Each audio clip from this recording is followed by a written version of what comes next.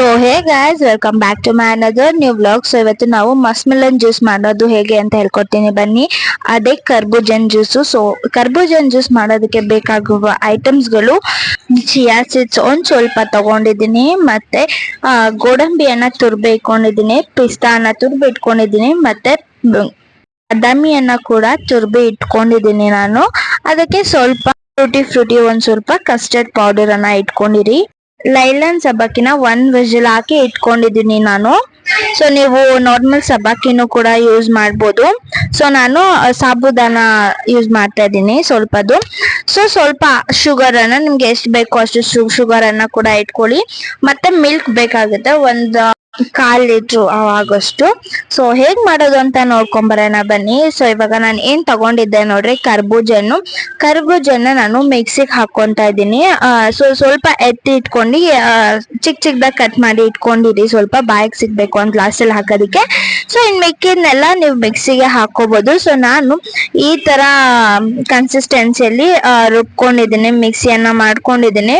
So ನೀವು ಕೂಡ ಇದೇ ಕನ್ಸಿಸ್ಟೆನ್ಸಿಯಲ್ಲಿ ಮಾಡ್ಕೊಳ್ಳಿ, ಯಾಕಂದ್ರೆ ನಾವು ಮಿಲ್ಕ್ ಹಾಕೋದ್ರಿಂದ ನೀವು ಯಾವುದೇ ರೀತಿಯಾದ ನೀರು ಅದೆಲ್ಲ ಹಾಕೋ ಅವಶ್ಯಕತೆ ಇಲ್ಲ. ಸೊ ನೀವು ನೋಡ್ಬೋದು ನಾನು ಬೇರೆ ಬೌಲ್ಗೆ ಟ್ರಾನ್ಸ್ಫರ್ ಅನ್ನ ಮಾಡ್ಕೊಂಡಿದ್ದೀನಿ. ಸೊ ಒಂದ್ ಸೈಡ್ ಅಲ್ಲಿ ನಾನು ಹಾಲನ್ನ ಕುದಿಯಕ್ಕೆ ಇಟ್ಟಿದ್ದೀನಿ. ನೀವು ನೋಡ್ತಾ ಇರೋ ರೀತಿ ಕುದೀತಾ ಇರ್ಲಿ ಹಾಲು.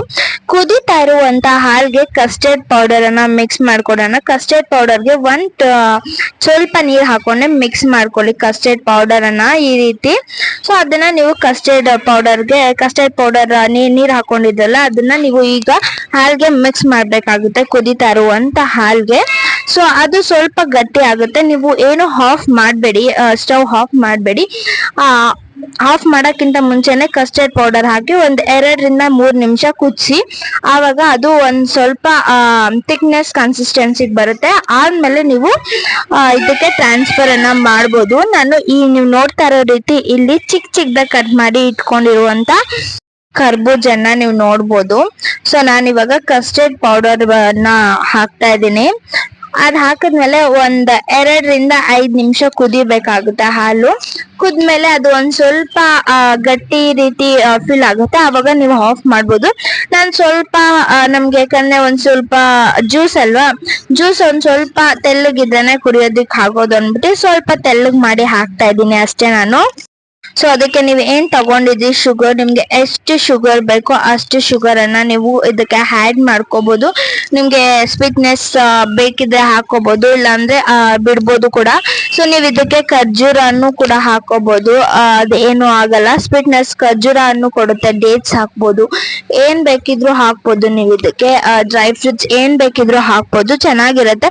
ಸೊ ನಾನು ಇಲ್ಲಿ ಪಿಸ್ತಾ ದ್ರಾಕ್ಷಿಯನ್ನು ಹಾಕೊಂಡಿಲ್ಲ, ನಾನು ಪಿಸ್ತಾ, ಗೋಡಂಬಿ ಮತ್ತೆ ಇದು ಬಾದಾಮಿನ ಅಷ್ಟೇ ಹಾಕೊಂಡಿರೋದು. ಸೊ ಇವಾಗ ಕುದ್ದಿದ್ದೆಲ್ಲ ಆದ್ಮೇಲೆ ನಾನು ಮಿಕ್ಸಿ ಮಾಡಿ ಇಟ್ಕೊಂಡಿದ್ದೆ ಕರ್ಬೂಜನ್ನು, ಅದೇ ಇದಕ್ಕೆ ನಾನು ಇದನ್ನ ಮಿಕ್ಸ್ ಮಾಡ್ತಾ ಇದ್ದೀನಿ, ನೀವು ನೋಡ್ಬೋದು.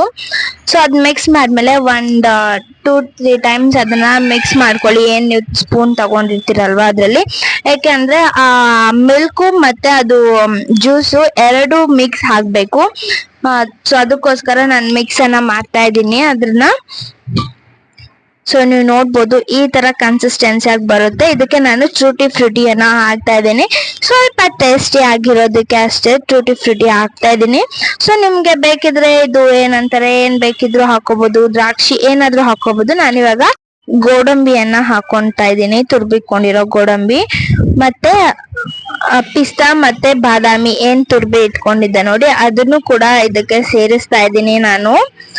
ಸೊ ಸ್ವಲ್ಪ ಬಾಯಿಗೆ ಸಿಕ್ಲಿ ಅಂತ ನನ್ ಮಸ್ಮಿಲನ್ನ ಸೈಡ್ ಅಲ್ಲಿ ಚಾಪ್ ಮಾಡಿ ಇಟ್ಕೊಂಡಿದ್ದೆ ಅದನ್ನು ಕೂಡ ಸೇರಿಸ್ತಾ ಇದ್ದೀನಿ, ನೀವು ನೋಡ್ಬೋದು. ಇದನ್ನೆಲ್ಲ ಮಿಕ್ಸ್ ಮಾಡಿದ್ಮೇಲೆ 1 ಮಿನಿಟ್ ಅಥವಾ 2 ಮಿನಿಟ್ ಈ ತರನ ಮಿಕ್ಸ್ ಮಾಡಿ, ಯಾಕಂದ್ರೆ ಅದು ಎಲ್ಲದಕ್ಕೂ ಅದು ಫ್ಲೇವರ್ ಅನ್ನ ಮಿಕ್ಸ್ ಆಗ್ಬೇಕು. ಸೊ ಅದಕ್ಕೋಸ್ಕರ ನಾನು ಇವಾಗ ಸಾಬುದಾನನ ನೆನ್ಸಿಕೊಂಡಿದ್ದೆ ನೋಡಿ, ಸಬ್ಬಕ್ಕಿಯನ್ನು ಕೂಡ ಇವಾಗ ನಾನು ಇದಕ್ಕೆ ಹಾಕೊಂತ ಇದ್ದೀನಿ. ನೀವು ನೋಡ್ಬೋದು ಸಬ್ಬಕ್ಕಿಯನ್ನ ನಿಮ್ಗೆ ಎಷ್ಟು ಬೇಕೋ ಅಷ್ಟು ಹಾಕೊಳ್ಳಿ. ಸಬ್ಬಕ್ಕಿ ಅದು ಏನು ನಿಮ್ಗೆ ಇಷ್ಟೇ ಹಾಕೋಬೇಕು ಅಂತ ಏನಿಲ್ಲ, ನಿಮ್ಗೆ ಜಾಸ್ತಿ ಬೇಕಿದ್ರೆ ಜಾಸ್ತಿ ಕೂಡ ಹಾಕೋಬಹುದು. ನಾನು 2 ಇಲ್ಲ 3 ಸ್ಪೂನ್ಸ್ ಹಾಕೊಂಡಿದ್ದೀನಿ ಅಷ್ಟೇ. ಇವಾಗ ನಾನು ಚಿಯಾ ಸೀಡ್ಸ್ ತಗೊಂಡಿದ್ದೆ ಅದನ್ನು ಹಾಕ್ತಾ ಇದ್ದೀನಿ. ಸೊ ಅದ್ ಮಿಕ್ಸ್ ಮಾಡಿ ಒಂದ್ 5 ರಿಂದ 10 ನಿಮಿಷ ಫ್ರೀಜರ್ ಅಲ್ಲಿ ಇಟ್ಬಿಡಿ, ಇಲ್ಲ ಫ್ರಿಜ್ ಅಲ್ಲಿ ಆದ್ರೂ ಇಟ್ಕೊಬಹುದು. ನಾರ್ಮಲ್ ಟೆಂಪರೇಚರ್ ಅಲ್ಲಿ ನಾನು 5 ನಿಮಿಷ ಫ್ರೀಜರ್ ಅಲ್ಲಿ ಇಡ್ತಾ ಇದ್ದೀನಿ ಅಷ್ಟೇ, ಸ್ವಲ್ಪ ಕೋಲ್ಡ್ ಹಾಗೆ ಎತ್ತೋದಿಕ್ಕೆ. ಸೊ ಫೈನಲಿ ನಮ್ಮ ಕರ್ಬೂಜನ್ ಜ್ಯೂಸ್ ರೆಡಿ ಆಗಿದೆ. ಸೊ ಇದು ಕರ್ಬೂಜನ್ ಸೀಸನ್ ಆಗಿರೋದ್ರಿಂದ ಮತ್ತೆ ಸಮ್ಮರ್ ಸೀಸನ್ ಆಗಿರೋದ್ರಿಂದ very right time to drink ಈ ತರ ಜ್ಯೂಸಸ್ ನಾವು. ಸೊ ನೀವು ಕೂಡ ಈ ತರ ಜ್ಯೂಸ್ ನ ಟ್ರೈ ಮಾಡಿ, ಹೇಗಿತ್ತು ಅನ್ನೋದನ್ನ ಕಮೆಂಟ್ ಬಾಕ್ಸ್ ಅಲ್ಲಿ ಕಮೆಂಟ್ ಮಾಡಿ. ಔಟ್ಸೈಡ್ ಜ್ಯೂಸಸ್ ಕುಡಿಯೋದಕ್ಕಿಂತ ಈ ತರ ಜ್ಯೂಸಸ್ ಕುಡೀರಿ ಅಂತ ಹೇಳ್ತಾ thank you for watching. Bye bye, lots of love. ನಾನು ನಿಮ್ಮ ಪ್ರೀತಿಯ ಟೆನಿಷ್ಮಾ.